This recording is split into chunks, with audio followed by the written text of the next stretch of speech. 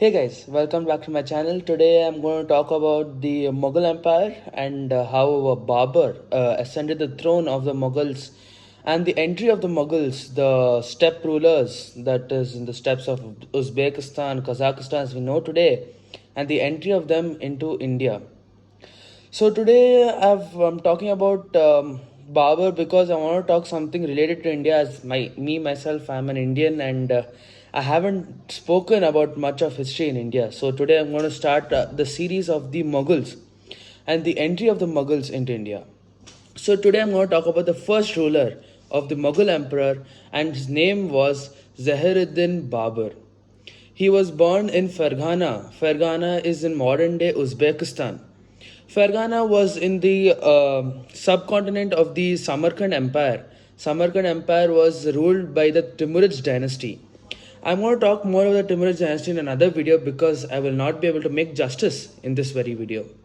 So the Timurids were the descendants of Genghis Khan. I've spoken about Genghis Khan and the split of the Mongol emperor after the death of Genghis Khan and his son Ogedei Khan. So the Timurids were the byproducts of the Chagatai Khanate. The Chagatai Khanate was one of the 5 Khanates to break away from the great Mongol horde. So now that I've spoken about the Timurids, let me get into Babur's story. Babur's father was one of the great descendants of the Timurids, and he was the emperor of the Timurid dynasty. He was ruling over Fergana, Samarkand and various other cities under his empire. So after his father died, Babur ascended the throne of Fergana at the age of 12. As soon as he ascended the throne, there were many rebellions that were taking place at the cities of Samarkand. There were the Shaibanis. The Shaibanis were also the descendants of Tolui. Tolui being Genghis Khan's brother. So they were also from the descendants of the Mongol Empire, but they were the enemies of Babur as we know today. So he had rebellions under the name of Shaibani Khan. Shaibani Khan was the emperor of Samarkand as we know today. So first, as soon as he ascended the throne of Fergana, he went to the siege of Samarkand.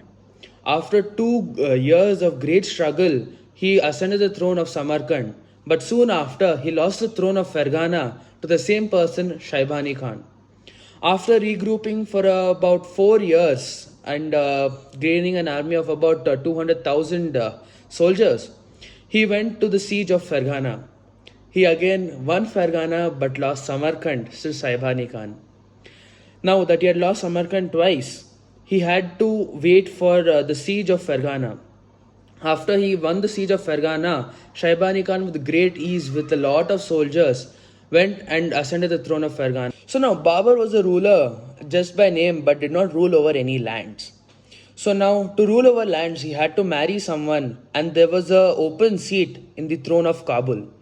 So he married the princess over there and he became the Badshah of Kabul. He gained a lot of army experience, gained a lot of soldiers over a large amount of years, about 8 years I think. And then he went back to the siege of Samarkand. This time he was victorious again, but again lost to the Shaibanids. As I've told you, Shaibanids were the descendants of Tolui. So now that he had lost Samarkand thrice, he had no other opportunity to take back Samarkand. And Fergana was a long gone cause.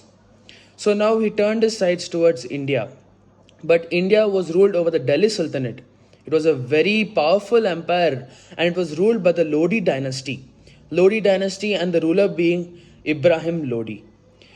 Even though Ibrahim's Lodi's army was about 5 times larger than that of Babur's, he seemed to have the technical and technological advantage in his army. He had backed up his alliances with the Ottomans and the Persians to take over Delhi. So this led to the gates and the entry to India. There was the first battle of Panipat. This was fought between Ibrahim Lodi's major part of the army and Babur. Babur, even though he had a disadvantage in the number of men, but he had a technological advantage in the presence of cannons. It was given as a gift by the Ottomans to Babur. So through this, he won the first battle of Panipat and he gained an entry into India. This led to the sack of Delhi. There was ravaging, pillaging, and all sorts of unhumanly and unmanly things done by Babar. But he needed to do this to get a very strong hand and gain the throne of Delhi. So this led to the formation of the Mughal Empire in India. As soon as he ascended the throne of India, there was an coalition that was made against Babar. This was by the Rajputs and the Mewars. This consisted of about 200,000 soldiers. And this constituted against Babar by Prithviraj Chauhan and the Malwa dynasty. But this was a complete devastation and a complete victory by Babar. So now that I've spoken about the achievements made by Babar during his lifespan, I want to talk more about his children. So he had about 23 children and various number of wives. But the most important child being Humayun.